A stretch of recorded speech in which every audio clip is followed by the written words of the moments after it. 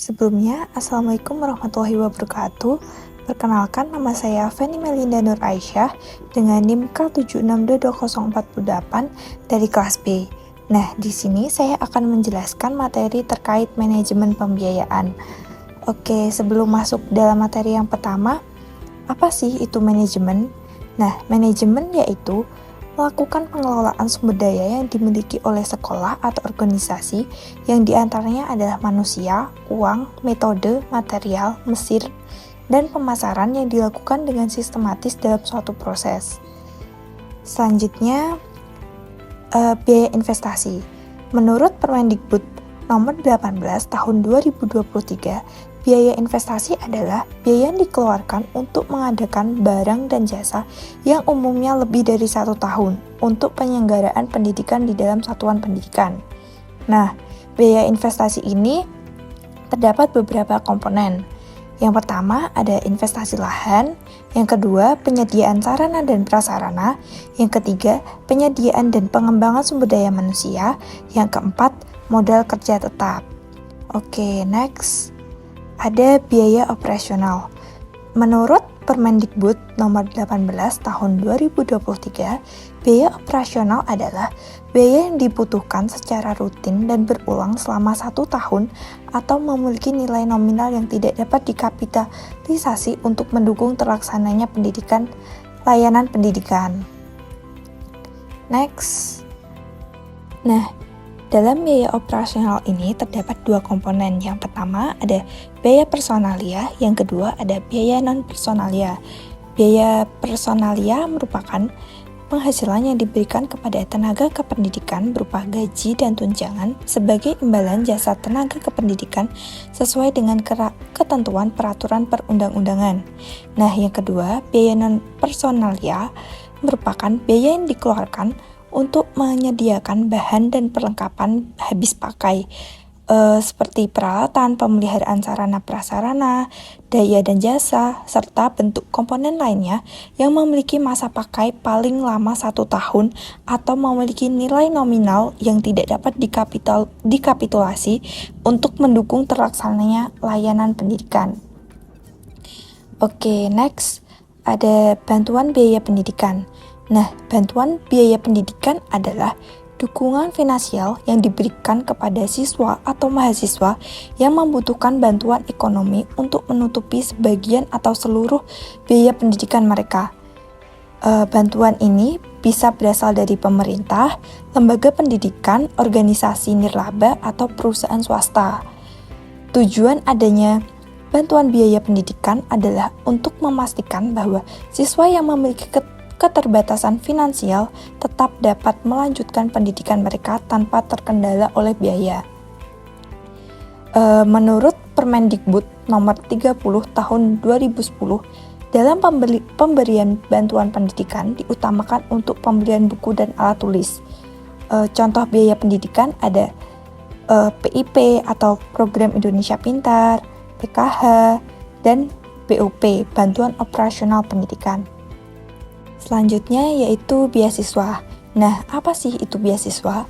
Beasiswa adalah dukungan finansial yang diberikan kepada siswa atau mahasiswa berdasarkan prestasi akademik, bakat, atau kriteria khusus lainnya.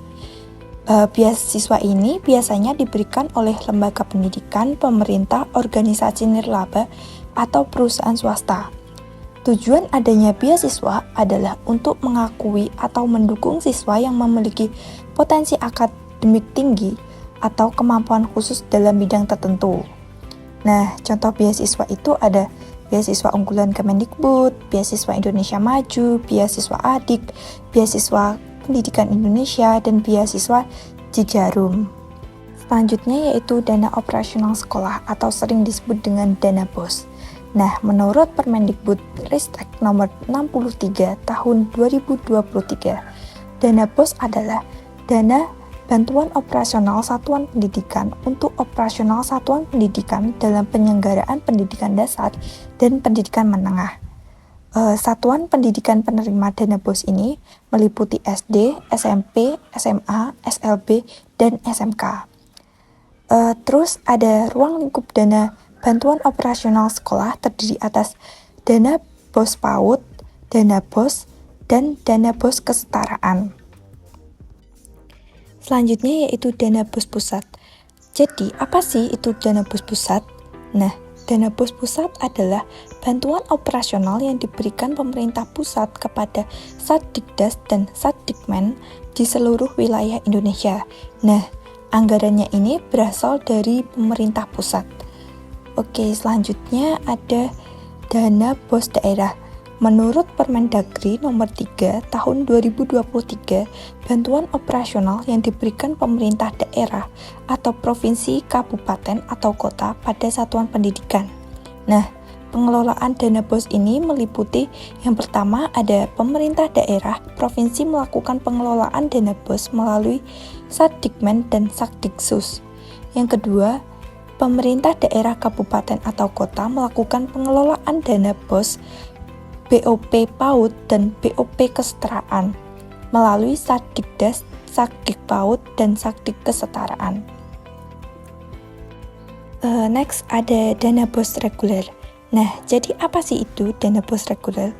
Dana BOS reguler adalah dana BOS yang dialokasikan untuk membantu kebutuhan belanja operasional seluruh peserta didik pada satuan pendidikan dasar dan menengah. Kemudian ada dana BOS afirmasi.